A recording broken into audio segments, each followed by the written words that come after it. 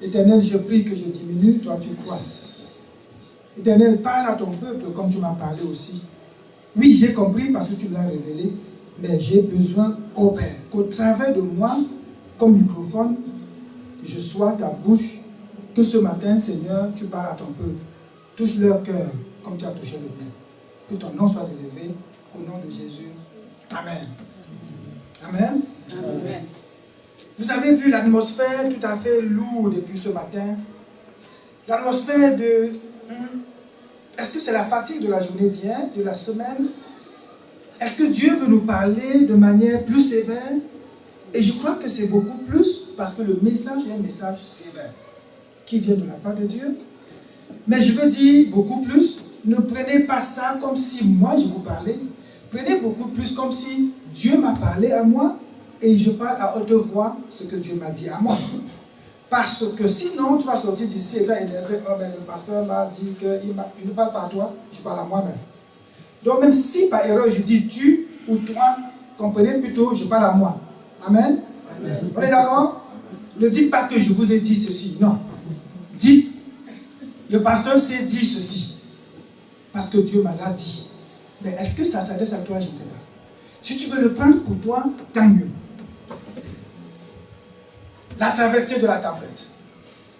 Lorsqu'on dit traversée de la tempête, la première idée que nous avons, c'est la définition de la tempête. C'est quoi la tempête? Directement, on va voir, oh oui, les disciples traversaient la mer, il y a une tempête. On a vu le vent souffler, et puis Jésus parfois n'était pas là, parfois il était là, et puis on voit directement la tempête dans ce sens. Mais aujourd'hui, on va voir tempête en termes de, j'ai vu la définition, turbulence atmosphérique. Turbulence, retenez ceci. Ou encore vent rapide. Turbulence, vent rapide. C'est ce temps sur la mer qui provoque l'agitation des eaux. Donc quand on va dire turbulence, on va penser, oh on est sur la mer, il y a un grand vent rapide qui bascule à gauche, à droite et qui trouble. Mais spirituellement parlant, ça veut dire quoi? C'est ce moment ou ce temps où le contact avec Dieu est aussi trouble. C'est ce moment où la marche du chrétien, c'est une marche agitée. Il est comme sur l'eau, l'eau de la parole, mais quand il marche, ça balance à gauche, à droite, aussi trouble que l'eau de la mer avec la tempête, le vent. Donc, comprenons par tempête, bien aimé, ce moment où le contact avec Dieu est trouble. Puisque Dieu nous prépare à une tempête, je ne sais pas pourquoi il le dit, mais il veut à l'avance nous préparer à savoir comment agir quand il y a tempête. Comment agir quand il y a tempête. Très important.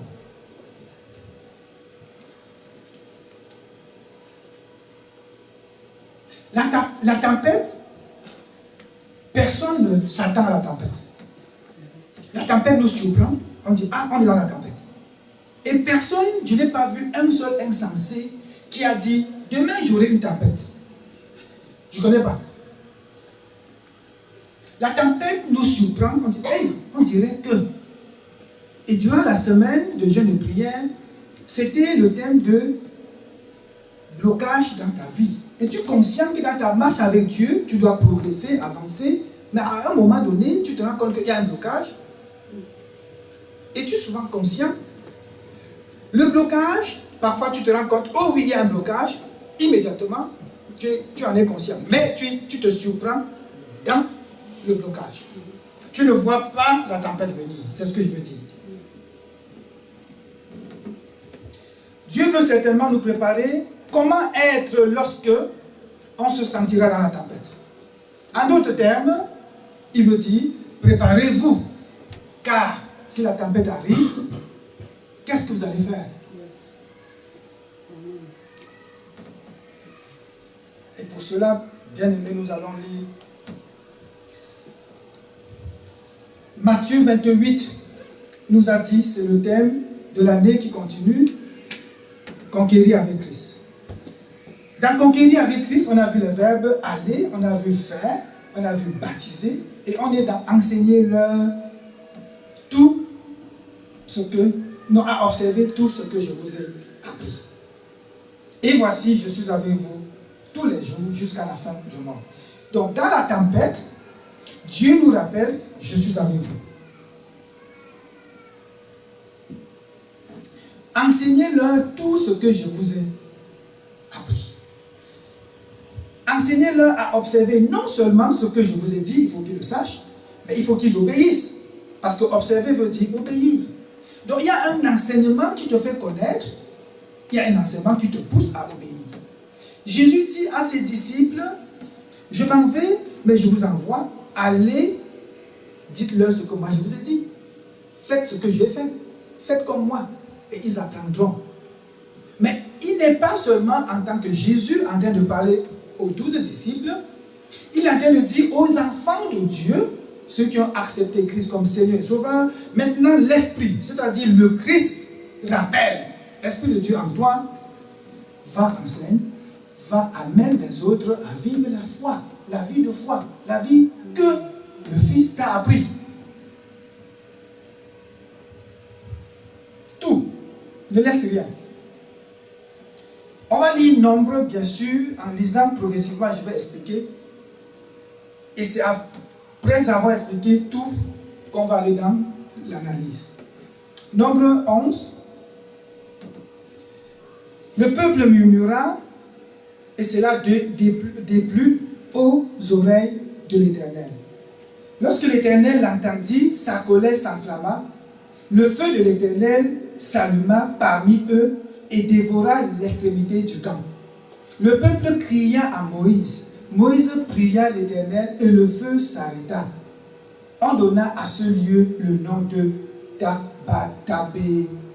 Tabéra, parce que le feu de l'Éternel s'était allumé parmi eux. On voit ici, bien sûr, un peuple qui murmure. On va demander, mais où est le lien entre tempête et murmure? La tempête, j'ai dit, c'est tout ce qui peut t'amener à être déconnecté de Dieu. Tout ce qui peut arriver tel que le Saint-Esprit n'est plus à l'œuvre. Tu n'écoutes plus, tu ne parles plus, tu ne fais plus ce que tu aurais dû faire, tu es dans un moment trouble. On va voir, es-tu conscient ou n'es-tu pas conscient? Donc, cette situation du peuple les amène à murmurer. Et on dit, cela déplut aux oreilles de l'Éternel. Et le feu de Dieu descendit parmi eux. On va dire, ben, pasteur, ça c'est pas l'Ancien Testament, ça vient faire quoi aujourd'hui? Oui, ça revient aujourd'hui, bien sûr. Dieu peut-il être en colère? Il n'est plus en colère contre nous, mais nos actions dans le spirituel, est-ce que Dieu parfois nous observe faire et il dit, bon, ben, écoute, vas-y, fais comme tu veux. Et les conséquences, nous en subissons? Oui. Oui. Cela déplut à Dieu. C'est-à-dire quoi? Les murmures, pourquoi? Parce qu'ils sont dans une situation d'insatisfaction. Le peuple va murmurer contre Dieu et ça va déplaire à Dieu et susciter la colère de Dieu. Donc on va voir dans la tempête, le peuple a-t-il raison de murmurer? Non. Mais est-ce qu'ils ont souffert? Est-ce qu'ils souffrent? Oui. Est-ce qu'ils veulent avoir des choses qu'ils n'ont pas? Oui. Ont-ils le droit de murmurer? Non. Puisque ça suscite la colère de Dieu. Et le feu de Dieu descend. Qu'est-ce que Moïse fait? Le peuple court à Moïse. Ils ont quand même quelqu'un à qui parler. Et Moïse fait quoi? Il prie. Après la prière, qu'est-ce qui se passe? Qu'est-ce qui se passe? Le feu s'arrête. Je veux ce matin parler, on va dire, est-ce qu'il y a contradiction? Il n'y en a pas. D'un côté, on va dire le peuple de Dieu, c'est le peuple que Dieu s'est choisi. Ce n'est pas forcément le peuple qui marche comme Dieu veut. Faisons la différence. C'est le peuple que Dieu a choisi. Est-ce que ce peuple a la foi en ce Dieu-là? Non. Est-ce que ce peuple marche par la foi? Non. Est-ce que ce peuple aime ce que Dieu leur donne? Non. Donc c'est un peuple que Dieu s'est choisi. De l'autre côté, il y a un que Dieu a choisi, Moïse, qui représente aujourd'hui les chrétiens. Ils ont compris, ils connaissent Dieu, mais quand ils marchent aussi, à un moment donné, tempête. On va voir tempête dans le camp des païens, tempête dans le camp des chrétiens. Difficile. Message difficile. Mais le Seigneur va nous aider à comprendre. Parce qu'on risque de dire, écoute, c'était les païens dont ça nous concerne quand nous sommes chrétiens aujourd'hui. On va voir que même le chrétien peut se retrouver là. Moïse pria l'Éternel. Je l'ai mis en couleur verte. C'est bien de prier l'Éternel. Moïse pria l'Éternel et le feu s'arrêta. Bon, le ramassis des gens qui se trouvaient au milieu d'Israël fut saisi de convoitise et même les enfants d'Israël recommencèrent à pleurer et dire: qui nous donnera de la viande à manger?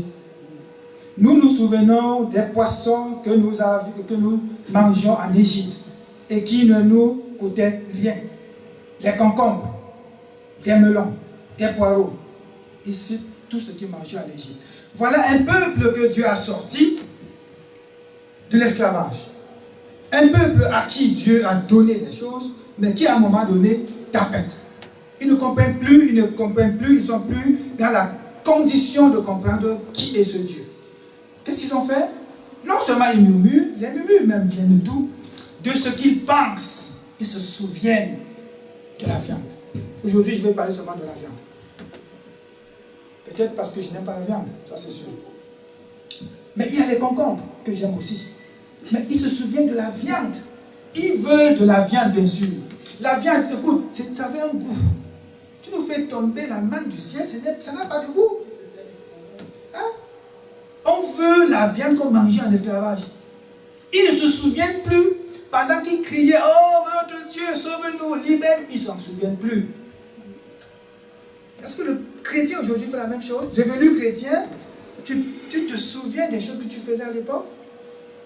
Plutôt que de dire merci Seigneur, je suis satisfait de ce que tu me donnes. Ce peu, ça me suffit. Merci, tu vas ajouter, j'attends. Et il commençait à pleurer et dit, qui nous donnera de la viande? Qui? Nous nous souvenons des poissons. Nos yeux ne voient que de la manne. Écoutez, ça dit, Seigneur, ça fait longtemps que tu m'as donné seulement ça. Regarde, je ne vois que ça. Regarde tout ce que tu m'as donné, ce n'est que ça. Murmure. Murmure. Ça attire la colère de Dieu. Parfois, le chrétien n'est pas satisfait de ce qu'il a. Il a un travail de 8 heures. Il va préférer aller faire 4 heures de, vous appelez ça, overtime, pour avoir plus d'argent. Il a dit de murmurer. Seigneur, ça ne me suffit pas. Seigneur, ça ne me suffit pas. Non, je veux plus. Et je cours vers le travail, je cours vers ça. Même chose. Seulement, c'est dans ton cœur. Tu parles pas à haute voix comme le peuple le fait ici. C'est dans ton cœur. Est-ce que Dieu va aimer ça? Non, ça va susciter sa colère. La manne ressemblait à des graines, on va passer là-dessus. La manne ressemblait à autre chose, mais de meilleurs qui n'ont pas pu voir. Ils ont aimé beaucoup plus l'ancienne vie, la viande. Moïse, au verset 10, entendit le peuple qui pleurait, chacun dans sa famille et à l'entrée de la tente. La colère de l'Éternel s'enflamma fortement. Donc Moïse entend comment le peuple est encore en train de murmurer. Ils pleurent, ils murmurent, ils ne sont pas satisfaits, ils sont fâchés. La colère de Dieu s'enflamme à nouveau. Moïse fut attristé et il dit à l'Éternel, pourquoi affliges-tu ton serviteur? Commençons à voir du côté de nous les chrétiens aujourd'hui. Pourquoi affliges-tu ton serviteur? Et pourquoi n'ai-je pas trouvé grâce à tes yeux?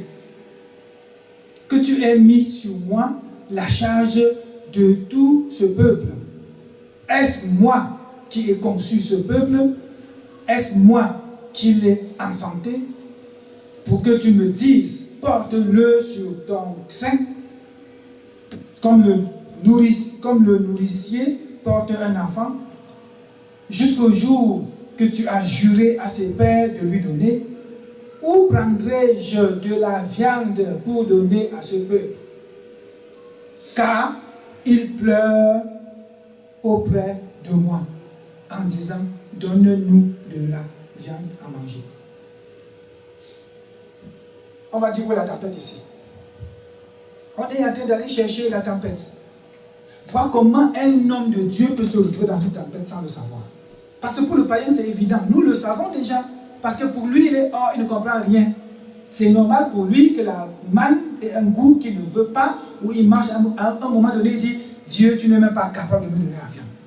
Je veux la viande que j'avais. C'est-à-dire, je veux et la manne qui tombe du ciel, et aussi la viande. Je veux un peu de toi, un peu de lui. Dieu dit, non, non, non, avec moi là, tu marches avec ce que je te donne. Satisfais-toi de ce que je te donne. Pas un peu de moi et un peu de l'autre. Il dit, non, non, non, je veux le goût de la viande. Je veux la viande. Je veux la viande, Seigneur. J'ai souligné quelques, tu veux dire quoi? Bêtises, disons-le comme ça. Moïse aussi va poser des questions. Pourquoi, Seigneur? Pourquoi affliges-tu ton serviteur? Pourquoi tu m'affliges? Pourquoi, Seigneur? Pourquoi n'ai-je pas trouvé grâce à tes yeux? Moïse n'a pas trouvé grâce aux yeux de Dieu. C'est grave. Moïse, c'est Moïse qui le dit, bien aimé, c'est pas quelqu'un d'autre, c'est Moïse. Pourquoi n'ai-je pas trouvé grâce à tes yeux?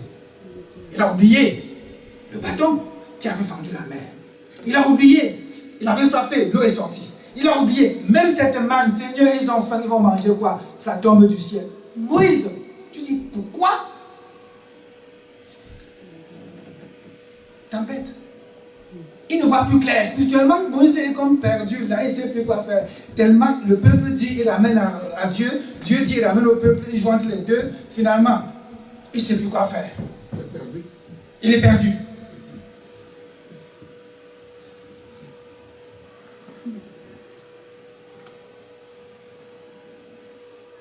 Et mon frère disait encore mercredi passé, es-tu parfois bloqué? Sais-tu que tu es bloqué? Je dis, oh, mais oui, Seigneur. Des chrétiens sont parfois bloqués. Bon, j'utilise un vocabulaire différent. Lui, il a dit, parce qu'il dit bloqué. Moi, je dis tempête. Es-tu parfois conscient de la situation que tu vis? Plusieurs ne le savent pas. Et je pense que même Moïse ici ne sait pas. Moïse n'est pas conscient qu'il est dans la tempête. Moïse n'est même pas conscient qu'il doute de ce Dieu. Pourquoi? Pourquoi? Et regardez les questions. Après, est-ce que moi? Regardez, Moïse commence à utiliser le moi. Combien de fois là? As-tu oublié que c'est l'Éternel qui le faisait? Pourquoi tu as mis tous ces charges sur moi? Est-ce moi qui ai conçu ce peuple? Est-ce moi qui l'ai enfanté? Pour que tu me dises, porte-les en ton sein. Où prendrais-je? On va me dire, c'est pas la tempête, c'est la tempête. Il ne voit plus clair, il est fou. Spirituellement, il ne distingue plus rien. Il n'est pas différent du peuple. Devant Dieu, il est perdu. Car il pleure auprès de moi en disant, donne-moi de la viande à manger. Et ils vont me tuer. Si tu ne fais rien là, ils vont me tuer. Il a peur. Et il est attristé. Je ne puis pas à moi seul porter tous le peuple. Qui t'a dit que tu es seul? Est-ce que quand je t'ai dit, vas-y, je t'ai pas dit? Souvenons-nous, c'était quel verset encore? Je crois que c'est Exode 4. Il dit, l'Éternel dit, Moïse, Moïse, j'ai entendu la voix, le cri de mon peuple. Et je suis descendu pour les délivrer. On se souvient de cette phrase? Il dit, vas-y, je t'envoie, je serai avec toi. Moïse, spirituellement, il a oublié ça. Ceux qui disent, c'est pas la tempête. Je vous dis, c'est la tempête. Quelque chose qui trouble. L'eau balance. Le vent souffle, vent rapide. Moïse est perdu, bien-aimé. Car il est trop pesant pour moi. Pesant pour moi. Depuis, c'était pesant pour qui? Toujours pour toi, mais Dieu ne soutenait pas. Plutôt que de me traiter ainsi, tue-moi. Si j'ai trouvé grâce à tes yeux et que je ne vois pas mon malheur. On a étudié ça dans la nuit. Et le Père disait, vois mon malheur. Ça dit que me voir tué par mes propres frères. Oui, c'est correct. Ce n'est pas une mauvaise interprétation. Il ne faut pas que je me vois mourir par des frères, par des soeurs, par des ceci, qui vont me lapider à cause d'une viande que je ne peux pas leur donner. Trouble. Spirituellement, il est troublé. Il ne comprend plus. Tue-moi. Il arrive à une dimension où il fait la mauvaise prière. Oui, en tant que serviteur de Dieu, oui, en tant qu'enfant de Dieu, en tant que quelqu'un qui est en intimité avec Dieu, tu peux faire une prière folle. J'en ai fait moi aussi. Mais pouvoir dire à Dieu, tue-moi, je pense que c'est extrême. La tempête. Ne me dites pas que Moïse n'était pas dans la tempête.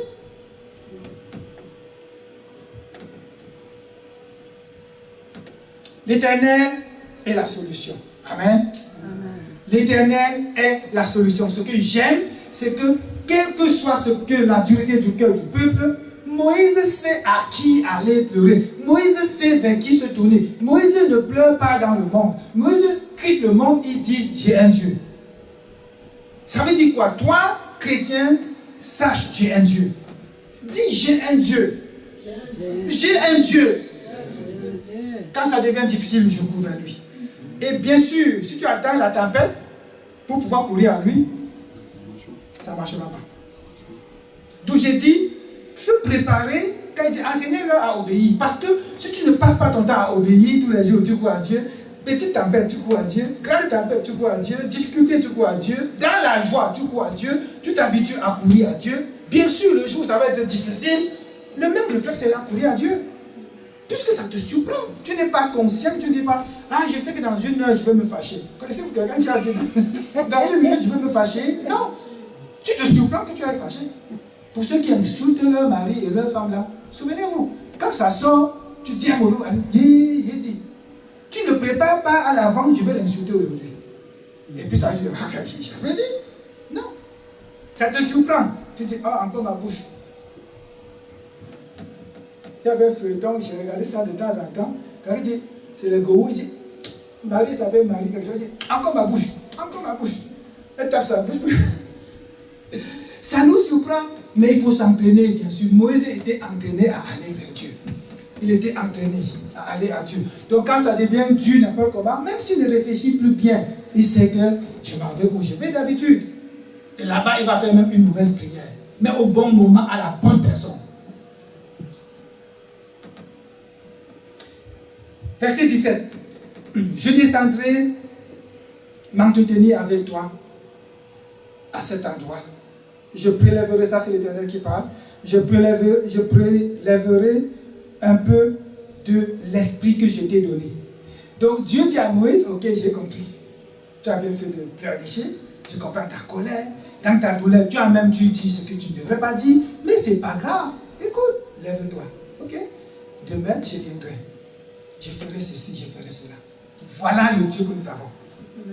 Ça réjouit mon cœur de savoir que quel que soit le trouble, si je me retrouve devant lui, ah bien sûr, quelqu'un va dire, mais est-ce que c'est vraiment la tempête? Je maintiens que c'est la tempête. Si on prend l'exemple de Judas, après la trahison, était-il dans la tempête? Il était troublé. Il était troublé, il ne sait plus, mais j'ai fait quoi? Quelle erreur, quel ceci, ouais, le maître, je l'ai vendu, on l'a tué, oh ceci, oh là. Mais il n'était pas habitué, oh Seigneur, il a fait quoi? Il peut se suicider, non? Moïse était habitué. Prenons même Jésus. Jésus a fait quoi? Quand c'était difficile, tempête. Il ne comprenait plus rien, tempête. Et c'était lourd. Il se jette à terre une fois, une deuxième fois, une troisième fois. Il s'écrie, Père, si ça ne dépendait que de moi, la coupe si s'éloignerait de moi. Tempête, c'est dur. Mais puisqu'il avait déjà dit, je vis, je parle et je fais tout comme mon Père. Puisqu'il était dit en contact avec son Père régulièrement, quand ça devient difficile, il dit, non pas ma volonté, mais la tienne, Seigneur. Mais si tu n'es pas entraîné, bien aimé, quand ce sera dur, tu vas faire quoi? Ceux qui refusent de s'entraîner là, vous allez faire quoi quand vous allez vous retrouver dans la tempête? Tu vas appeler ton ami, appeler ton pasteur, appeler ton père, appeler ta mère, porter plainte. Moïse a su vers qui aller.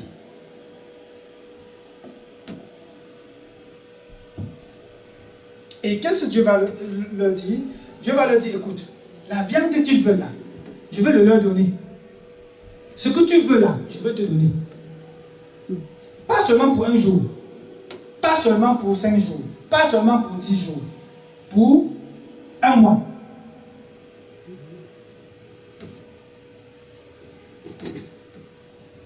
Quant au peuple, dis-leur, purifiez-vous pour demain. Vous aurez de la viande à manger, car le Seigneur a entendu vos plaintes. Il sait que vous avez grande envie de viande. Merci de rire, ma fille. Si tu as compris. Il sait, le Père sait, tu as grande envie de viande. Il te dit, ce n'est plus bon pour toi. C'était pour l'esclavage. Viens maintenant avoir quelque chose de meilleur. Tu dis, Seigneur, c'est la viande. J'ai tellement envie de ça. Je le veux tellement, Seigneur, je ne peux pas ne pas manger cela. Il dit, je sais, tu as grand envie. Je vais t'en donner. Au point de prétendre que vous étiez bien en Égypte. Écoute, ça c'est Moïse qui parle. Il dit, Dieu a dit qu'il va vous donner votre viande. Parce que dans votre folie de l'envie de la viande, quelqu'un va dire, bon, moi, je n'aime pas trop la viande. Hein. Je sais que le pasteur, il n'aime pas la viande. Ça ne me concerne pas. Et la viande ici, c'est une illustration des choses qui te tiennent à cœur. C'est une illustration d'une danse que tu aimes faire, d'une chose que tu faisais dans le monde et que tu ne veux pas t'en débarrasser. C'est ça la viande, bien sûr. Ce n'est pas toujours le manger. Ce n'est pas le manger ici. Pour nous, aujourd'hui, ce n'est pas le manger. Pour eux, à l'époque, c'était vraiment, oui, la viande. Mais pour nous, symbole de ce qui te tient à cœur tant. Quand j'étais esclave du football, j'étais vraiment esclave. Dieu m'a libéré. Vous avez grande envie de quoi? C'est pourquoi il va vous en donner à manger. Vous n'en aurez pas seulement pour un jour, mais pour un mois. Ce sera votre punition. Regardez comment dans la tempête, je maintiens le mot, dans la tempête, le moment trouble, on ne peut même plus écouter Dieu. Dieu te parle, tu dors. Comme maintenant, tu dors. Dieu te parle, tu dors. Dieu te parle, tu dors. Tu dors. Parce que tu ne veux pas comprendre ça. Satan ne veut pas que tu intègres ça en toi. Il dit, et cela sera la punition. C'est une punition. Dieu, on va me dire, mais pasteur, Dieu ne peut pas aujourd'hui donner une bénédiction qui devient une malédiction. Les gens vont vous le dire. Mais nous voyons ici, il dit, la viande que tu veux tant, je veux t'en donner. Mais ce sera, Moïse dit, ce sera pour toi une punition. Est-ce qu'ils ont entendu et compris? Non. Pourquoi? Omnibulés par leur propre désir. Par ce qui est dans leur cœur, le désir de leur cœur. Je dis ça à ma perte et à mes pleurs. S'il y a une journée de ma vie que j'ai ratée complètement, devant Dieu, c'était hier. Depuis 3 jours, c'est comme si tout me dépassait. On a prié ici, c'était mercredi. Ça m'a libéré, Dieu m'a remis, je me suis remis petit à petit et j'observe en arrière et dis, Seigneur, comment pourrais-je vivre sans faire les mêmes erreurs que Moïse? Je vous ai dit aujourd'hui, je parle à moi-même. Dieu a ouvert mes yeux ce matin et j'ai compris ceci, on l'a étudié ici mercredi, je ne comprenais pas. Non, vendredi. Je ne comprenais rien. Dieu a ouvert mes yeux et j'ai vu, je dis, oh Seigneur, je pleurais devant Dieu. Seigneur, si ça m'arrive, ça arrive à tout le monde. Avez-vous déjà fait une chose, Dieu dit, ne fais pas, tu forces, tu fais? Tu finis, Dieu dit, bon écoute, ça là, je t'ai dit, Seigneur, vraiment, tu fais, 2, 3, 4 fois après, quand tu t'assois, Dieu ouvre tes yeux, tu pleures. C'est ce que Moïse a fait là. Quand Dieu va ouvrir ses yeux, il va dire, oh Seigneur. Il dit, ce sera pour vous une punition. Dieu te donne ce que ton cœur désire et c'est pour toi une punition. Certains vont dire, ça c'est l'Ancien Testament, c'est une nouvelle alliance, ça ne me concerne pas. Ton cœur désire quoi? Et que tu veux tant? Dieu dit non, tu insistes. Mon cœur désire, Seigneur, faire des choses pour satisfaire même les hommes. Mon cœur désire, Seigneur, faire des choses pour être apprécié par les hommes. Mon cœur désire, Seigneur, qu'on reconnaisse qui je suis. Mais à côté, j'ai un Dieu qui m'attend pour me voir à l'œuvre. Et je voyais l'image d'une note que je dois recevoir, soit des hommes, soit de Dieu. Et le Père me disait, une note sur 10. Une note sur 10. Je vais te noter. Le monde va te noter. Préfères-tu avoir 10 sur 10 dans le monde et 0 sur 10 avec moi? Je dis non, Père. Je n'ai pas de choix. La question est parfois posée, quand Dieu t'a dit, tu fais quoi? Je n'ai pas le choix.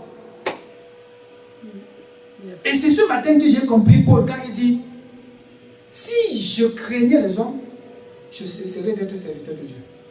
C'est ce matin que j'ai compris. Dieu m'a montré pas à pas mes erreurs il y a 2-3 jours. Ce message, je devais l'apporter aujourd'hui. J'étais sûr que je le ferais depuis vendredi. Mais pas de cette manière. J'aime Dieu parce que quand il me montre une chose, je comprends. Et quand il me fait vivre à travers, je traverse, je peux maintenant partager avec vous avec assurance. Je veux parler de ça avec assurance parce que je l'ai vécu. Dieu m'a fait les mêmes reproches ici. Je me suis senti dans la peau de Moïse ce matin.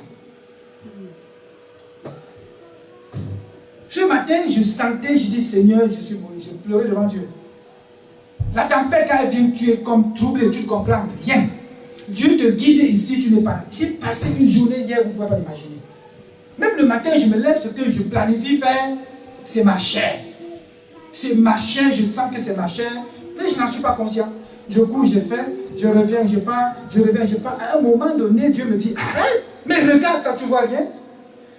Oh Seigneur, j'ai envie encore de pleurer, mes bien-aimés. C'est grave que toi, serviteur de Dieu, tu fasses ce que ton cœur désire. Impossible. Je dis, Père, que ça ne m'arrive plus jamais. Que ça arrive sans que je ne sache.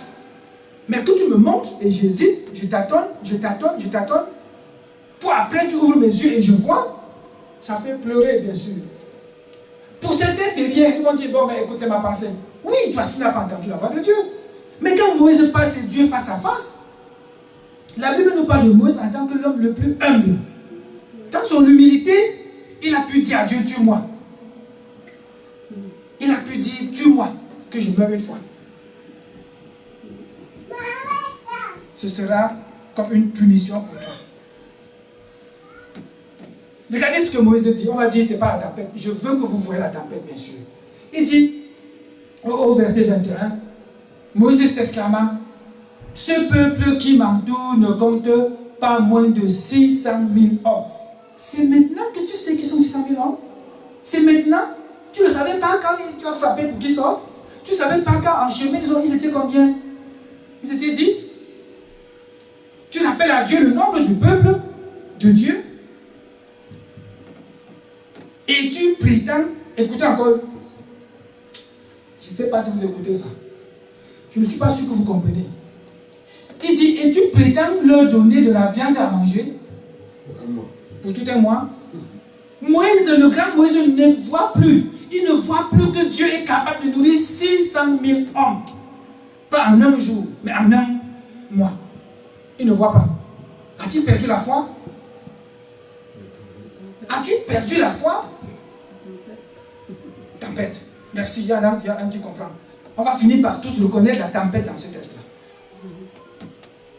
Et tu prétends, regarde le vocabulaire qui tient à son père. Tu prétends, ça dit c'est une prétention. Il ne croit pas que Dieu peut le faire. Quelqu'un va dire oui, le peuple c'est le peuple. Ça c'est le grand Moïse. Tout le monde sait que Moïse c'est le Christ à venir, n'est-ce pas? C'est l'image de Jésus qui devait venir. C'est Moïse là. Tu prétends leur donner de la viande à manger pour un mois. Écoutez encore. Il dit, si nous abattions tous nos moutons, nous c'est qui?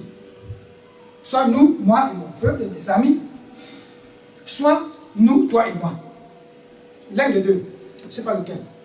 Peux-tu être si fou de dire à Dieu que vous deux, vous abattez les animaux pour donner? Tu participes au plan de Dieu depuis quand? Depuis quand tu sais que Dieu tue comment? Tu sais comment la manne est descendue du ciel? Tu ne sais pas, tu as observé, tu as vu comme tout le monde. Tu as participé. Il dit, toi et moi, si nous tuons même tous ces bœufs-là, ça ne peut pas nourrir ceux 600 000 hommes pendant un mois.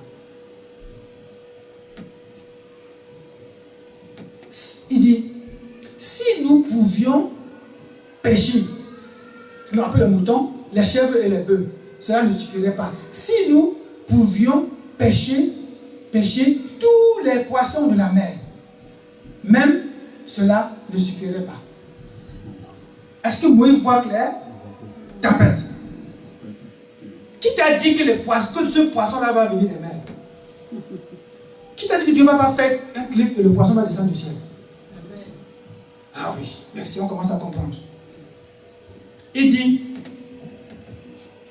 le Seigneur lui répondit, et ma puissance n'est-elle pas suffisante? Dieu lui rappelle, Moïse, tu réfléchis, où est ma puissance? Depuis que tu parles, où est la puissance? Dans la tempête, ça sort n'importe comment. Où est la puissance? As-tu oublié ma puissance? Tu trouves les moyens par lesquels je vais donner la viande à mon peuple? Tu me proposes d'aller tuer les animaux? Tu me proposes d'aller pêcher le poisson? Où est donc ma puissance, Moïse? As-tu oublié ça? C'est moi qui le dis, c'est en filigrane. Mais c'est dans la pensée de Dieu. N'est-ce pas suffisante? Un peu pour dire, ma puissance seule suffit, Moïse. L'as-tu oublié? Tempête. Tu verras sous peu si ce que je t'ai dit se réalise ou non. Regarde le défi que Dieu donne à Moïse. Tu vas voir. Le défi que je donne là, tu vas voir. Tu vas voir.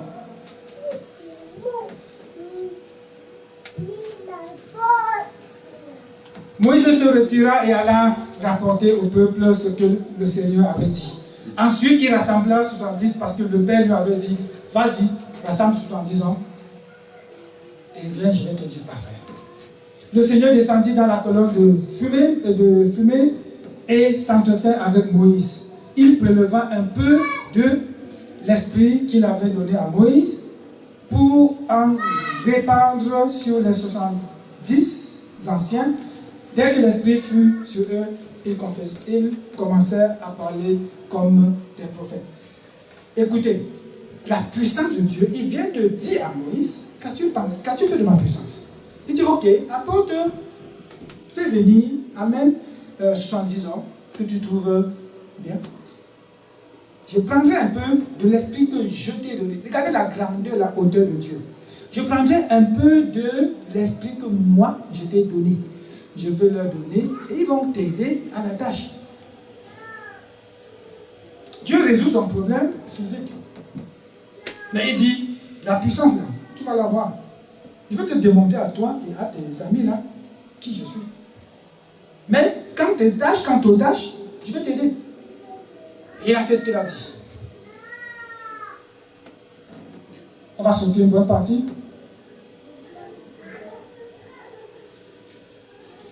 Au verset 33, mais dès que les Israélites eurent planté les dents dans cette viande, c'est-à-dire, écoutez, planter les dents dans la viande, c'est une façon de dire, dès qu'ils ont mangé. Donc, Dieu a aidé Moïse en lui donnant des gens qui vont travailler avec lui. Il a donné effectivement de la viande au peuple dès qu'ils ont croqué dans leurs dents. Qu'est-ce qui s'est passé? Le Seigneur se mit en colère contre eux et les frappa d'un terrible fléau. Moïse n'a-t-il pas dit, le don de la viande là, c'est une punition pour vous. Parfois tu désires tellement avoir quand Dieu te donne, ça devient même un malheur pour toi. C'est ça ici. Il dit, on appellera cet endroit Kibroth Tava, ce qui signifie tombe de l'envie. L'envie là. On va dire, mais l'envie, c'est que la nourriture, non, pas seulement la nourriture. L'envie de satisfaire les hommes. L'envie de marcher, que les hommes disent, ah, il a bien fait. Oh, il m'a écouté. Oh, oui. Nous marchons parfois, nous craignons les hommes. On craint les hommes. L'envie d'avoir des amis, d'avoir des frères, d'avoir ceci, l'approbation des hommes. C'est tellement en nous qu'à un moment donné, on ne sait même plus faire quoi, quel choix faire.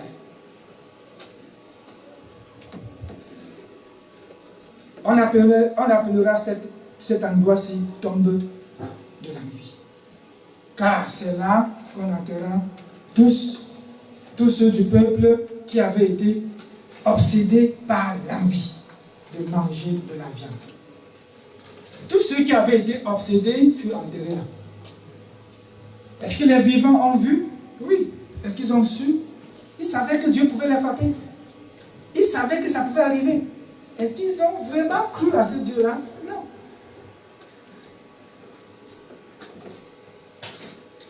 Lorsqu'on est dans la tempête, lorsqu'on est troublé, on a toujours souvenir des mauvaises choses.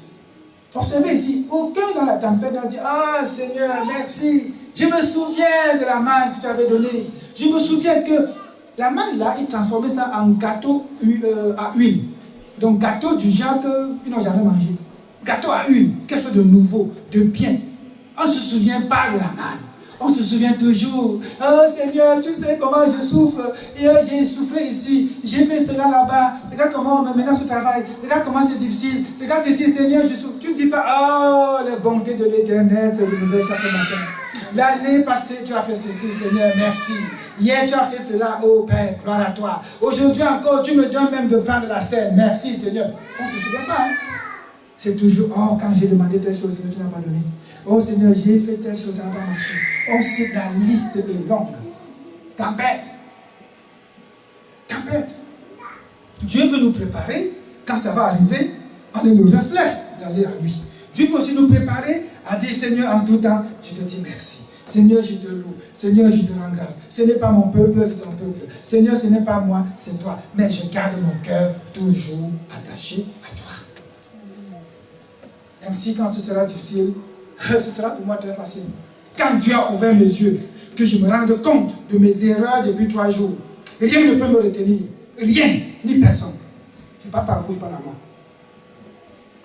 Quand Dieu a ouvert mes yeux et que j'ai vu, rien ne m'arrête. Rien.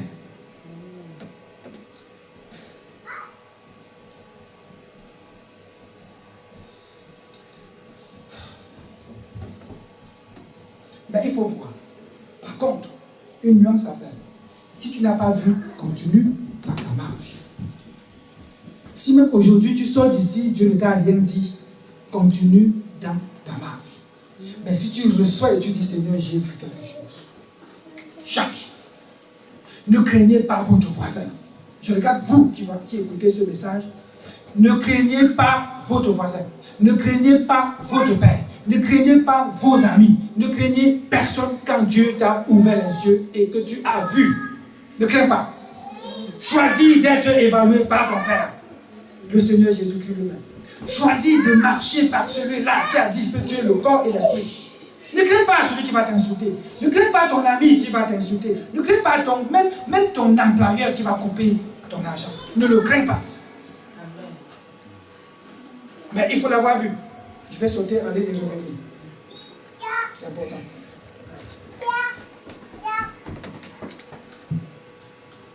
Si Dieu me dit ce que tu as demandé, ton envie là, je te donne, mais c'est une punition.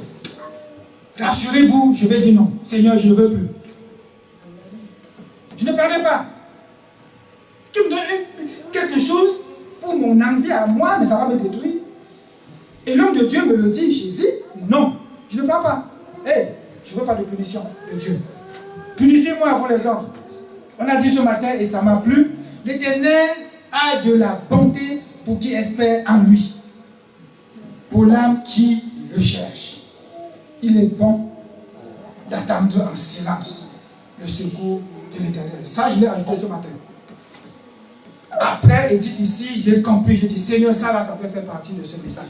Que tu saches, il est bon d'attendre en silence le secours de l'Éternel. Il est bon que Moïse court vers le Seigneur, se jeter à ses pieds, pleurer en attendant. Seigneur, je sais que tu vas le faire. Père, c'est dur, c'est difficile, c'est lourd, c'est douloureux. Pleure si tu veux. Couche-toi. J'ai pleuré ce matin. Comme un enfant, comme un bébé. Je peux vous dire, je vais vous dire à votre place pour vous ici. Entre presque 5 heures et 8 heures, j'étais dans les pleurs. Parce que Dieu a ouvert mes yeux. J'ai vu. J'ai dit, Seigneur, je ne pouvais pas faire ces erreurs. Père, ce n'est pas moi qui peux faire ça. Quelle erreur je peux faire comme ça? Mais si Dieu ouvre tes yeux, tu vas faire courir vers les choses du monde. Impossible. Regardez, ouvrir les yeux. Luc 17. C'est l'histoire des 10 lépreux. Jésus se rendant à Jérusalem, passait entre la Samarie et la Galilée.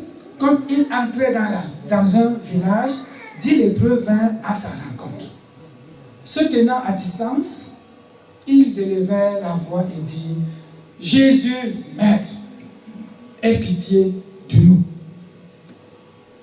Les gens qui sont dans le besoin, ils disent, aie pitié de nous. Courte prière, mais très efficace. Dès qu'il les eut vus, dès que Jésus les a vus, il leur dit, allez vous montrer au sacrificateur. Allez vous montrer au sacrificateur.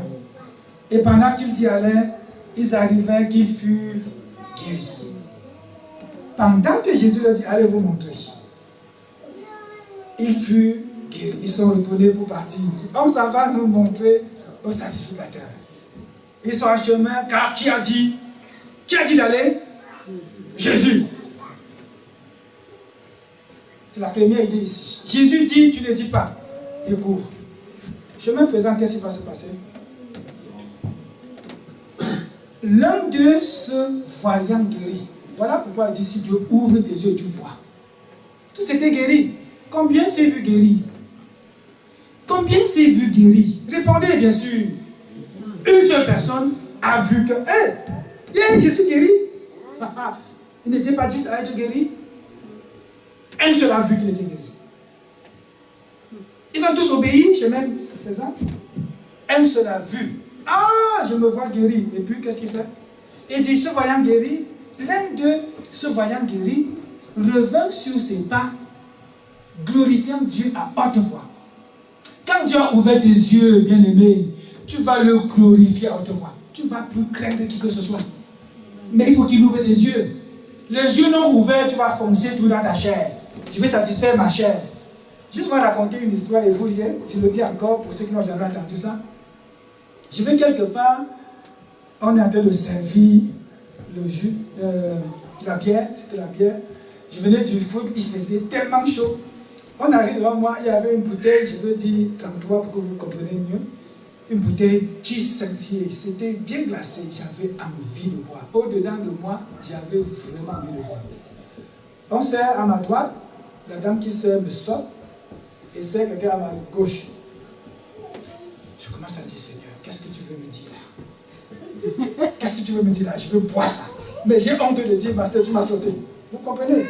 Surtout, ils savent que tu es pasteur. Donc, arrivé à moi, elle m'a sauté, parce que selon elle, c'est évident, le pasteur ne boit pas la bière. Dans mon cœur, je mourais d'envie de boire. Je vous assure, si elle avait ouvert, je aurais... Il faisait chaud. Il faisait chaud. Quand elle me sort, c'est pour ça que je dis, soyez toujours dans l'esprit. Sachez quand Dieu veut que vous le preniez, quand Dieu ne veut pas. Je ne suis pas en train de dire, ne buvez pas. Ok? Je suis en train de dire, attention, le Saint-Esprit peut te dire, bois, bois. Il te dit, ne bois pas, ne bois pas. Ce n'est pas un enseignement sur la boisson. Mais écoutez le Saint-Esprit. Quand il me sort, elle avance, elle est ici. Le gars prend sa bière et dit, mais tu as sauté Théo? Elle dit, ah oui, c'est vrai. Attends, pasteur, tu voulais boire? Imaginez ma réponse. Non, merci. As-tu de l'eau? Vous croyez que j'étais content? J'aurais aimé, je vous dis mon cœur, j'aurais aimé qu'elle me dépose ma bouteille de bière Saint-Jean et qu'elle l'ouvre pour que je boive. Pour découvrir. Non, je n'ai pas peur de boire. Moi, c'est un problème de Dieu et moi. C'est ce que j'ai dit. Ça demandait pas ça, vous voulez boire? Pourquoi on pose la question? Non, oui, parce que quand elle m'a traversé, quelqu'un lui a dit, mais tu as sauté. Oui, il vient de la question, vous voulez boire, ça veut dire ça veut que vous n'allez pas boire. Non, elle était sérieuse. J'ai vu dans son... Elle était sérieuse. Si je vous ai vu, elle me donnait. Mais j'ai dit non, merci. C'est pour vous dire l'envie qu'il y a dans notre cœur, la chair qui nous tient, que je veux, mais en même temps Dieu te dit attention. C'est ça là. Quelqu'un disait ici vendredi, le moment le plus difficile, c'est les 30 secondes où elle tient sa télécommande de la télé pour zapper. Elle dit, je suis parfois fatiguée. Je dis, j'ai envie de me reposer, mais en même temps, je veux me distraire. Et je sais quand je commence une distraction, ça peut aller n'importe comment et puis je ne contrôle plus. Mais je sais bien aussi que je peux dire, télé, je te ferme, je ne regarde pas. Je me couche, je dors, je lis la Bible, je m'occupe des enfants.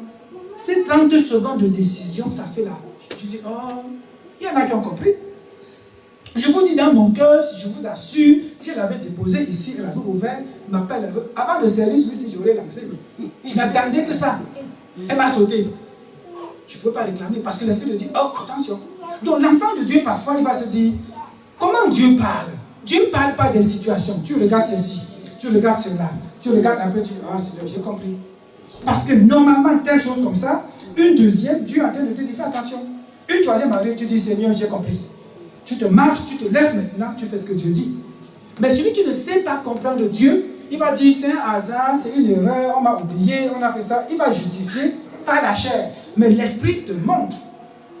Regardez, qu'est-ce que Dieu a dit à Moïse? Dieu n'a pas dit à Moïse, pourquoi tu dis de te tuer Moïse? Non, Dieu n'explique pas. Il dit, où as-tu mis ma puissance? As-tu oublié ma puissance? Ok, tu verras ce que je ferai. Va, toi, Dieu passe là-dessus rapidement. Je suis sûr que Moïse a compris. Qui a révélé à Moïse pour qu'il puisse dire, ceci sera une punition pour vous. Dieu le lui a révélé certainement.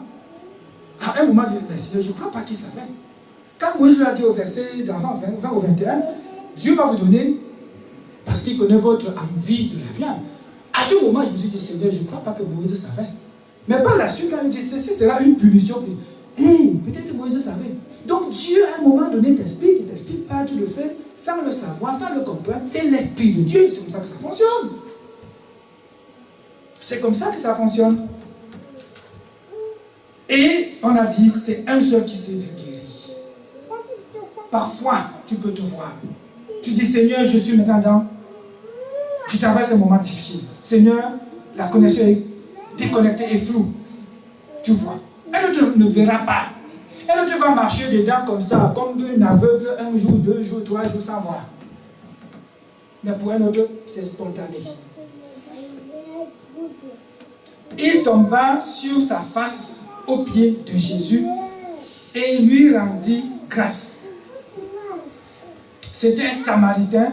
Jésus, prenant la parole, dit, les 10 n'ont-ils pas été guéris? C'est grave. Les 10 n'ont-ils pas été guéris? Quelqu'un va dire, mais Jésus les a guéris. Et puis, c'était encore à Jésus d'ouvrir les yeux pour qu'il voie. Oui, d'accord. Mais le texte ne nous dit pas, c'était moi qui vous ai guéri, qui devait vous dire de voir que vous êtes guéri. N'est-ce pas? Chacun doit être connecté à l'esprit pour savoir ce que Dieu a fait de lui. Ce n'est pas un autre qui va te dire ce que Dieu a fait de toi. Que Dieu ouvre tes yeux ou que toi-même ne sais pas par quoi que tu vois. Mais si tu vois, mon problème est là. Si tu as vu, n'hésite pas. Si tu as vu, n'écoute pas les hommes. Si tu as vu, n'attends pas que ton pasteur te dise fais-le. Tu as vu, tu attends quoi? Je me lève et je fonce vers mon Dieu. Sans regarder en arrière ce que je perds. Parce que je n'ai pas perdu beaucoup de choses, j'en ai perdu plein. Vous savez mon témoignage, l'année, il y a peut-être 5-6 ans, je vais évangéliser un ami à moi. Je n'ai pas envie de dire que je l'ai fait venir au Canada pour dire tu te vends. Non. Je m'avais évangélisé, il me regarde comme ça. J'ai raconté ça déjà au moins 2 fois. Il me dit, frère, tu es un homme de Dieu, tu es spirituel. Moi, je suis scientifique. Tu as compris? Je dis oui. Je t'aime bien, mais toi, je ne te dérange pas dans ta voix. Toi, ne me dérange pas dans ma voix. Je suis un intellectuel. Je le regarde comme ça. Oui, on a tous fait le doctorat. Lui, il a passé, je n'ai pas passé.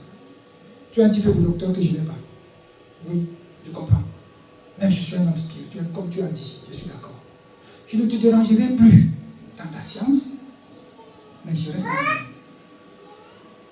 Depuis ce jour, je ne crois pas qu'on s'est encore salué une fois ou deux. Vous croyez que ça me dérange? Ça ne me gratte pas. Ça ne me gratte pas du tout. Ça me, je pense à lui, je dis, ok, parfois je prie même pour lui. Mais ça ne me dit rien. Si c'était mon frère, ce serait quoi? Ça ne me dit rien. C'est un choix. Tu m'as dit, tu es homme de Dieu. Dieu merci. Qu'ils reconnaissent même que tu es un homme spirituel. Ta voix, ton choix, c'est l'esprit. Mon choix, c'est la science. Laisse-moi dans mon choix. J'ai dit, je le respecte. Je suis sorti, j'étais même accompagné d'un frère que j'ai pris pour un à deux. On est sorti, j'ai dit, j'ai compris.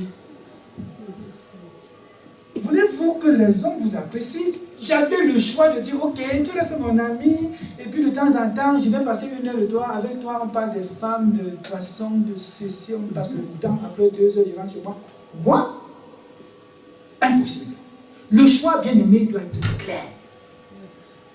Je ne veux pas qu'on dise que tu es fâché. Je ne suis pas fâché. Mais je suis rigoureux dans ce que je dis. Parce que quoi? Mes yeux se sont ouverts. J'ai vu, comme ce lépreux. il s'est vu guéri. J'étais perdu. Jésus m'a sauvé. Je me vois sauvé. Et tu me dis de marcher encore avec ça en arrière, regarder en arrière. Non. Et je me prépare à ça. Pourquoi? Parce que le jour où je serai dans le flou comme Moïse, je vais me jeter au pied du Père. Je saurai où aller. Parce qu'il m'a formé. Et je dis aujourd'hui, ce matin, je prêche à moi-même. Mais si tu saisis et tu dis, ça c'est pour moi, pasteur, on va être dans le même camp. On va dire, Seigneur, nous sommes nombreux. A dit, tu m'as sauvé, je ne rentre plus dans la boue du péché. Tu as ouvert mes yeux, j'ai vu que j'ai la vie éternelle. Je ne cours plus chercher la vie dans le monde.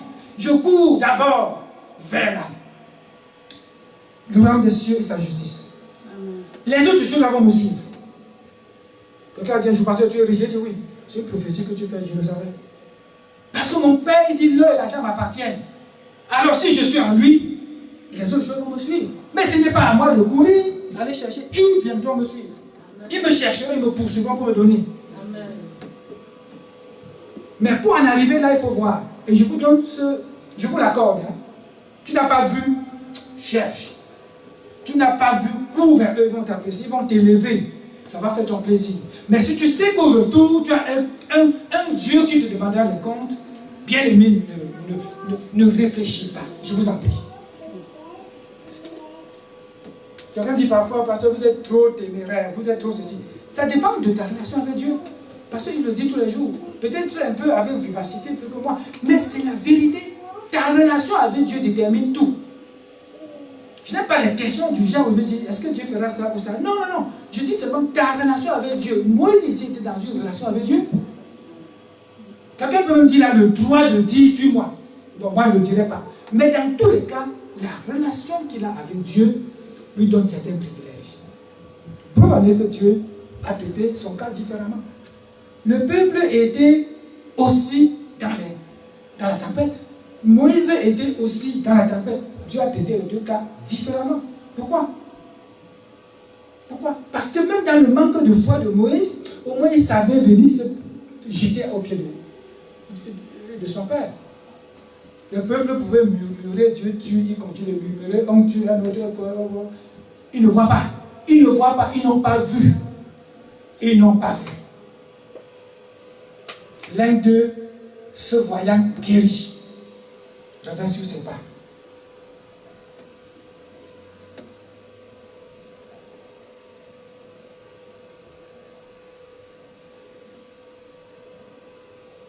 Il est parfois très difficile, je le reconnais, d'entendre la voix de Dieu.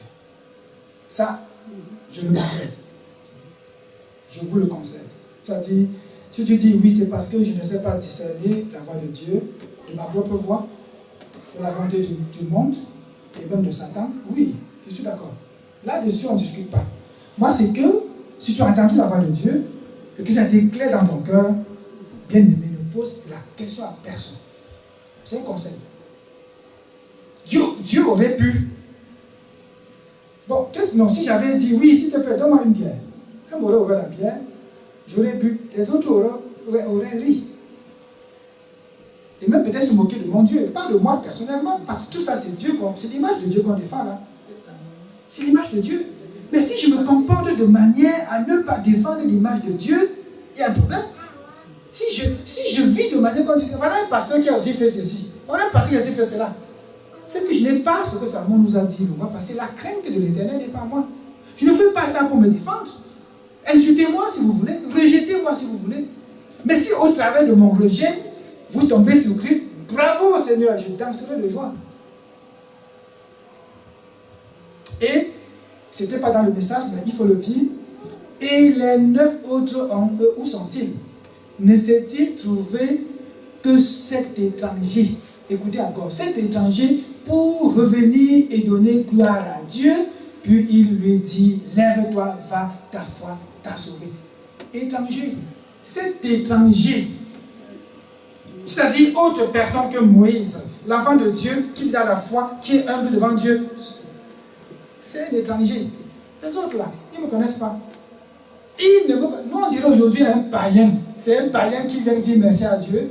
Ils sont nombreux les païens qui reconnaissent que Dieu a fait quelque chose pour eux. Ils sont nombreux. Mais nous, les chrétiens, on croit que Dieu ne donne qu'à nous. C'est nous qui avons tout. Dieu donne aussi à eux. Et même plus parfois. Même plus. Mais il dit, ils sont où? Pas de reconnaissance. C'est le manque de reconnaissance, bien aimé, qui pousse ou qui a poussé le peuple de Dieu à murmurer. Quelqu'un va dire, bon, ben, moi, je ne murmure pas beaucoup. Et moi, ton attitude, c'est des murmures. Ton attitude, je vous le dis à haute voix, ton attitude, c'est des murmures. Dans ton cœur, ça donne. Autant que ce peuple qui crie, donne-nous la viande. Il nous a donné quoi? À haute voix, ils veulent taper sur Moïse là. Ton attitude, ta manière de faire, ta vie, ton cœur, habité par des mauvaises idées. C'est l'attitude que Dieu n'aime pas. Ça suscite aussi la colère de Dieu.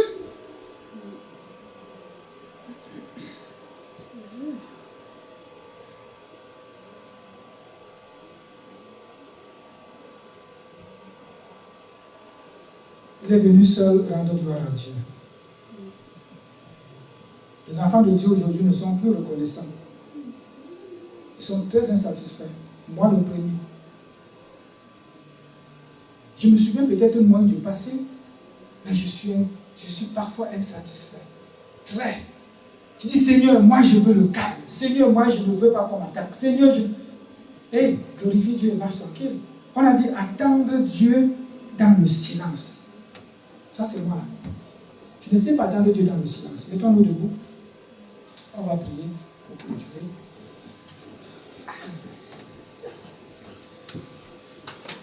Il est avec vous tous les jours.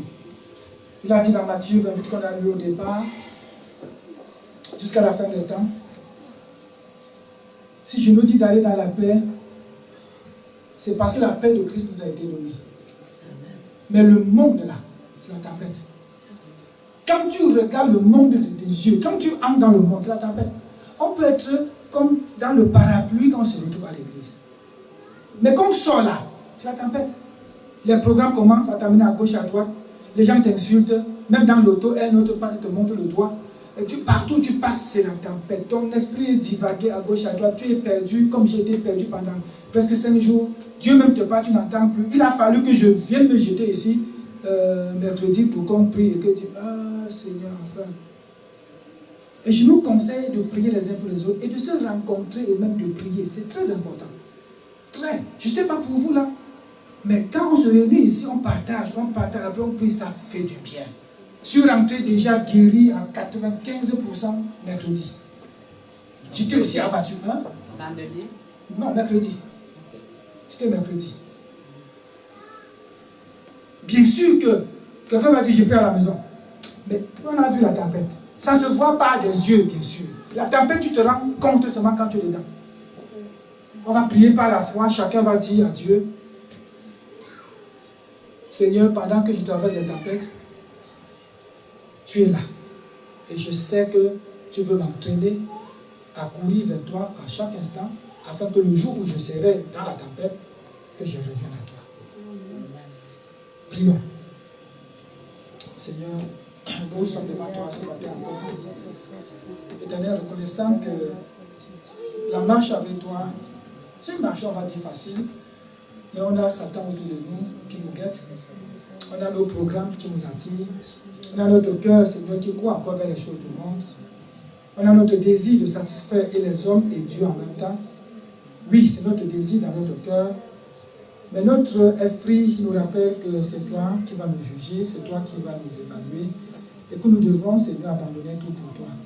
Il arrive des fois où mes bien-aimés aussi sont dans la même attitude, dans la même condition que moi, où on les attend à gauche, toi tu leur dis non, n'y va pas. On les attend à droite, toi tu dis non, n'y va pas, parce que ta logique n'est pas la logique des hommes. Seigneur, que toutes les fois où on serait dans des situations de dilemme, Éternel, que tu nous fasses voir. Comme ce lépreux qui s'est vu guéri. Nous aussi, nous voulons nous voir, Seigneur, dans l'état que toi tu veux. Nous voulons nous voir tel que toi tu le dis, et nous voulons marcher dans la soumission à toi. Saint-Esprit de Dieu, toi, qui fais tout pour nous, révèle-nous encore les choses de Dieu. Révèle-nous au-delà de tout, Seigneur, le discernement, afin qu'on puisse savoir où aller, quoi faire et comment le faire, Seigneur, pour ta gloire, que ce ne soit pas pour nous, que ce ne soit pas pour qu'on dise que nous sommes bien ou nous sommes ceci ou cela, mais que ce soit pour toi, pour qu'on dise que te voilà et que ton nom soit élevé. Protège-nous alors que, Seigneur, nous sortons d'ici. Que ton amour nous accompagne. On l'a dit, tu nous as dit vendredi, qu'on grave ton amour dans notre cœur et sur notre bras. Et tu nous révélais, oui, sur le bras, c'est l'aspect visible de tous. Mais dans le cœur, c'est l'aspect invisible où on traite avec toi. Moïse était dans cette dimension où il pouvait te présenter visiblement aux hommes. Il pouvait aussi revenir à toi dans le cœur, Seigneur, venir à toi en tant que ton enfant. Nous avons vu ton attitude face à lui. Tu ne lui as pas reproché le fait d'avoir dit tue-moi, mais au contraire, tu l'as aidé sur le plan physique, naturel, et tu lui as montré ta puissance, Seigneur. Nous savons déjà que tu es puissant. Nous marchons avec un Dieu puissant. Garde-nous, protège-nous toute la semaine, afin que dans la semaine, Seigneur, nous puissions encore nous retrouver en ces lieux. Et surtout, enseigne-nous à courir vers toi. Enseigne-nous, Seigneur, à nous rassembler en ta présence. Car tu as dit, là où deux sont unis en ton nom, tu es là. Je fais parfois moi aussi des prières folles. Je te disais encore récemment, Seigneur, un jour c'est 24 heures. Pourquoi ne peux-tu pas me donner 34 heures? J'ai plus besoin de temps. Mais c'est une mauvaise prière, Seigneur. Tu ne me donneras pas 10 heures de plus que les autres. Pourquoi? C'est à moi de couper dans mon programme pour pouvoir te satisfaire. Je prie qu'il en soit de même pour mes frères, pour mes bien-aimés. Donne-nous de passer un moment agréable. Oui, aujourd'hui ça a été certainement une tristesse parce que moi qui ai reçu, ça m'a attristé aussi. Mais nous croyons, Seigneur, tu nous attristes pour un peu de temps, afin que nous reconnaissions que tu es mort, tu es ressuscité pour nous. Et que nous qui vivions en toi, nous te disons tous,